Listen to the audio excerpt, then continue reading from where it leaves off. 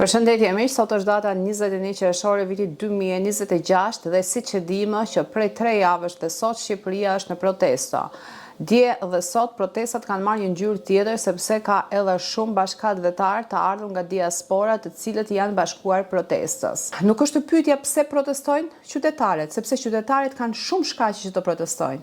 Por pyetja është, cila është alternativa që propozohet për nesër? Kush do ta përfaqësojë të ardhmen tonë?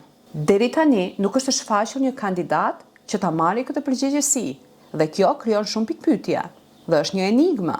Dhe pyetja kryesore për sot, për protestën e datës 21 qershor është: a të dalë në shesh sot presidenti i Shqipërisë dhe t'i bëjë një thirrje ose një sqarim publikut që të tregojë që është pjesë e shqetësimeve të tij dhe që i ndjek shqetësimet e popullit? A do të sjellë protesta e sotme një emër të një kandidati të ri që mos të jetë enigmë dhe mos të krijojë shumë pikpyetje të tjera? Dhe ky emër i ri, a do të ketë atë fuqi dhe atë besim në veten e tij që të dalë përballë publikut dhe të shfaqë programin e tij për të ardhmen? Apo protestat e sotshme, ashtu siç protestat nga 20 ditë e sot, do të vazhdojnë me slogane të njëjta siç kanë vazhduar deri sot, pa shfaqur asnjë alternativë të dukshme për të ardhmen, që kjo tregon një pikpyetje të madhe dhe tregon që të këtu diçka fshihet. Këto janë pyetjet që sot presin përgjigje. Dhe pyetja tjetër është, a do të jap Edi Rama dorëheqjen? Nëse këto përgjigje sot nuk i marrim në protesta, do të thotë që kjo protestë është diçka e organizuar me një qëllim të dikujt, por ku edhe si. Koha do ta tregojë. Derisa kërkohet dorëheqja e kryeministrit Rama, në vend të tij duhet të shfaqet një figurë tjetër, i cili duhet të flasë përballë publikut dhe duhet të shfaqë programet e tij. Nëse një figurë e tillë ose një emër nuk ekziston, atëherë këto protesta janë thjesht zhurmë. Por nëse një emër e synon këtë post, ai nuk duhet të rrijë fshehur, por duhet të dalë përballë popullit, të shfaqë identitetin e tij dhe të japë projektet e tij për në të ardhmen. Jam një vëzhguese e protestës prej disa ditësh. Pra, jam gjetur në mes të protestës, vëzhgoj me vëmendje dhe ajo që shikoj është kjo: një pjesë e protestuesve janë patjetër ato të cilët janë pjesë e organizimit të protestave, të cilët ato janë pjesë e pandare protestave. Një pjesë e protestuesve janë thjesht nga meraku, ato janë çka dëgjojnë në mes të protestuesve. Disa nga protestuesit janë pjesëmarrës në protesta, por patjetër që nuk e besojnë që protesta do t'i arrijë qëllimit të saj. Një pjesë tjetër janë për të bërë video, një pjesë e madhe protestuesve patjetër që janë populli të cilët për një shkak apo për një shkak tjetër gjenden në protestë, pra shkaqet janë problemet e jetës së përditshme. Protesta nisi nga projekti i Zvërnecit, por me të vërtetë, në real, a shtrihet Zvërneci në këtë çështje apo i ishte thjesht ajo xixa që i dha flak dhe rriti protestën në këtë mënyrë? Në të vërtetë, Zvërneci a është shitur tani apo është shitur më para? Duhet të kujtojmë vitet 90, kanë qenë vitet e rënies së komunizmit dhe ere demokracia, dhe ato vitet 90, 91, 95 deri në 96 e dim se çfarë gjendje ka qenë Shqipëria dhe e dim se çfarë është bërë në Shqipëri. Mos vallë sot këto protesta që po ndodhin dhe shkaku i Zvërnecit mos i ka rënjet më thella, pra në të shkuarën, por sot i plasi bomba në dorë dikujt tjetër. Në të vërtetë shqiptarët a duhet të protestojnë? Po, shqiptarët duhet të protestojnë. Për çfarë duhet të protestojnë? Unë si emigrante që kam rreth 30 vite që jetoj jashtë shtetit, këto 2-3 vitet e fundit më tepër gjendem në Shqipëri se sa gjendem në Turqi. Pra jam në Shqipëri dhe jam prezente e jetës në Shqipëri. Së pari, kam sjell nënën time këtu që është një grua e vjetër në moshë dhe nuk dua që të më vdes rrugëve. Ti mbylli syt në vendin e saj, në mes të njerëzve të saj, nga të cilët për shkakun tim që kam vajtur jashtë shtetit, ajo është detyruar dhe ka ardhur, ka ndetur me mua 30 vite dhe këtë e kam një detyrë të obligueshme ndaj prindit tim, pra që ta sjell në Shqipëri dhe të ri pranë saj dhe për këtë të loj gjithçka mbrapa krahas, të loj punën, të loj gjithë karrierën time, të loj aktivitetet e mia, të shkëputem nga jeta ime 30 vjeçare dhe të jem në Shqipëri. Çfarë problemesh kam hasur këto 3 vitet e fundit në Shqipëri? Së pari, problemi më të madh e kam hasur në dyert e shtetit, sepse e kam theksuar edhe në vitet e tjera, brenda një viti 7 herë më kanë humbur letrat, më kanë humbur në ministri, më kanë humbur në presidencë, më kanë humbur në drejtorinë e përgjithshme vendore të Tiranës, pra më kanë humbur në institucionet më të larta të shtetit. Një problem tjetër që e shikoj tepër serioz është spitali, ku më ka rënë që të shkoj në spital me nënën time, më ka rënë të shkoj në spital me kushërirat e mia, i kemi dërguar edhe në urgjencë dhe me të vërtetë është një sjellje shumë arrogante, janë përgjigje shumë të rrepta, të doktorëve të cilët punojnë në spital, të infermiereve, madje edhe të pastruesve, të cilët pastruesit kanë si detyrë të bëjnë pastrimin e spitalit, ndërsa ato pastruesit qirren si herë keqe dhe nëse nuk i futen një lek në xhep, nuk ke shans të marrësh frymë në spital. Por çfarë duhet të protestosh? Të protestosh për ato probleme që ke në lagjen tënde. Në lagjen ku unë jetoj nuk është larg Tiranës, e përfshin Tirana, është një lagje e periferisë, një lagje e zhvilluar e Tiranës. Mirë, por këtu ka dy probleme shumë të mëdha. Njëri problem, sidomos janë plerat. Një herë në javë merren plerat. Pra vjen vetëm një herë në javë makina e plerave dhe merr plerat. Pra imagjinoni në çfarë vapi jemi, në çfarë të nxehti jemi dhe të vi makina e plerave një herë në javë, dhe ti çdo ditë do hash, do pish, do konsumosh ushqimin, do konsumosh gjithçka dhe do të mblidhen plerat, do t'i mbash aty në kazan ose do t'i marrësh në një thes, kur do të fillojnë të qelmen, të mbajnë erë dhe të mbledhin mushkonje, dhe ato mushkonje do ta qukin, do të na hajnë ne dhe do të përhapet një sëmundje tjetër. Një problem tjetër është problemi i ujit. Kemi shumë burime natyrore të ujit. Mirë, po këto do të ngrihesh në orën 4 të mëngjesit të mbushësh depozitën e ujit, nëse nuk e mbushe ngele pa ujë. Pra, këto janë dy faktorët kryesor që janë të detyrueshëm për të jetuar.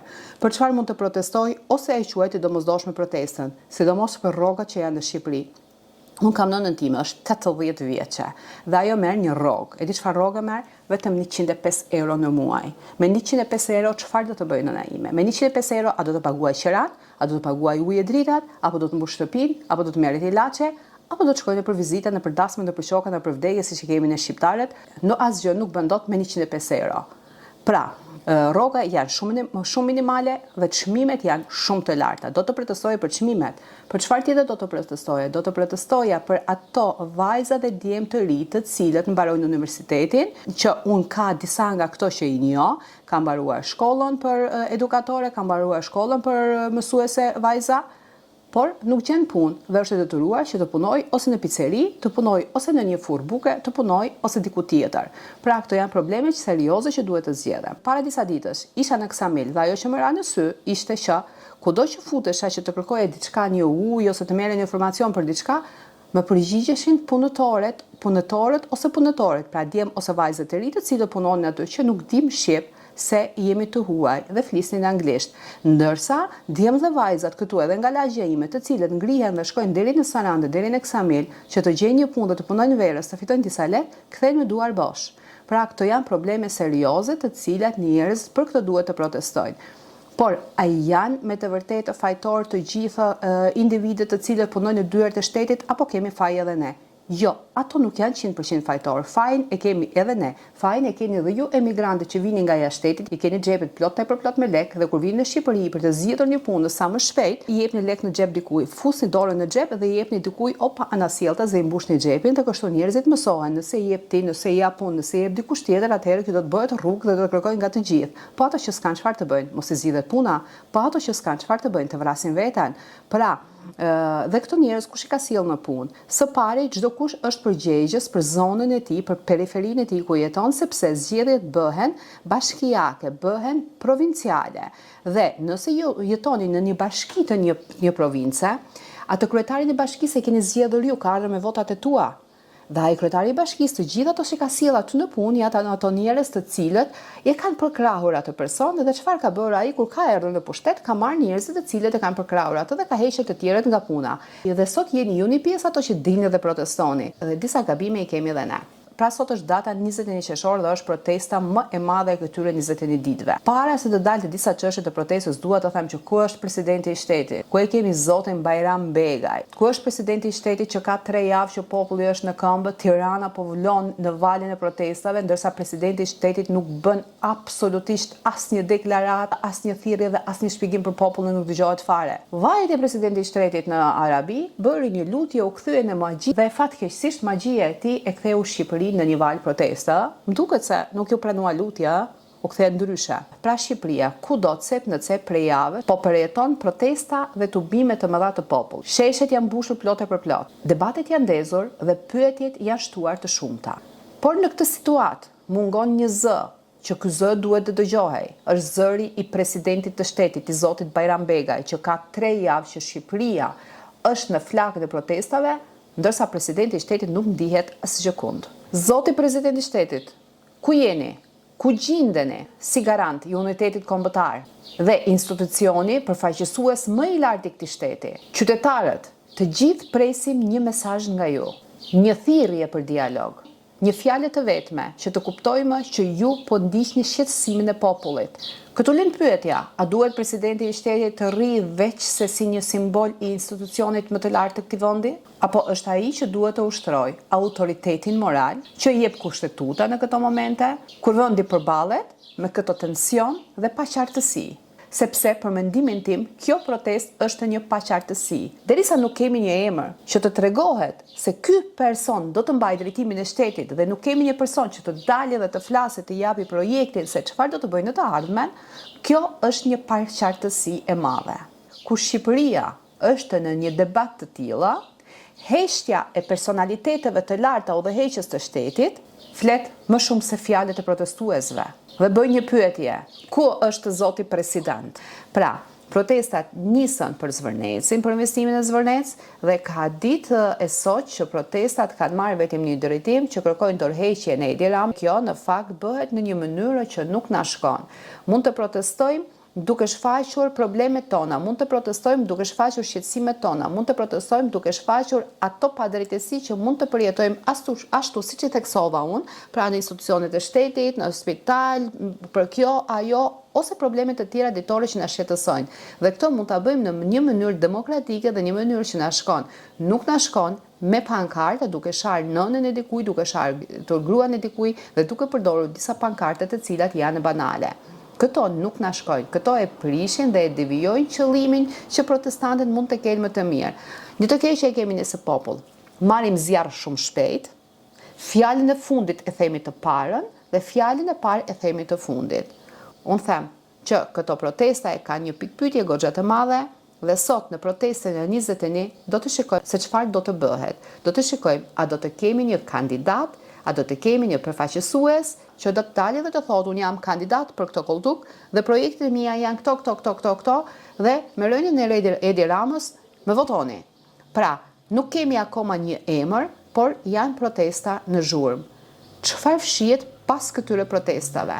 Do të shikojmë në fund të protestave, koha do të tregojë dhe ajo që u bë mbrëm. Pra, kur një vajzë uli flamurin e Izraelit në ambasadën e Izraelit, kjo tregon që këtu ka një spec të madh djegës dhe kjo nuk është një qëllim mirë. Pra, janë disa veprime që nuk duhet të bëhen. Shpresoj që protesta e sotme të kalojë pa probleme, që protesta e sotme të kalojë në paqe si deri më sot, mos të ketë probleme, mos të ketë debate, mos të ketë thyrje të objekteve publike. Ashtu siç vazhdoi nga 20 ditë sot, ashtu të mbaroj. Edhe sot do të mundohem të marr disa inqizime nga protesta dhe t'i shfaq me ju. Do të thoja që mirupafshim në protestë, por nuk bëjmë dot live për arsye se interneta bllokohet dhe nuk mundemi që të bëjmë një program live nga aty. Dhe shpresoj që këto protesta të jenë në të mirë të popullit, shpresoj që këto protesta mos të kenë mbrapa një dorë tjetër të zezë të rrezikshme që të jetë në të keqet të kombit, dhe shpresoj që të gjitha pyetjet të marrin një përgjigje më vonë.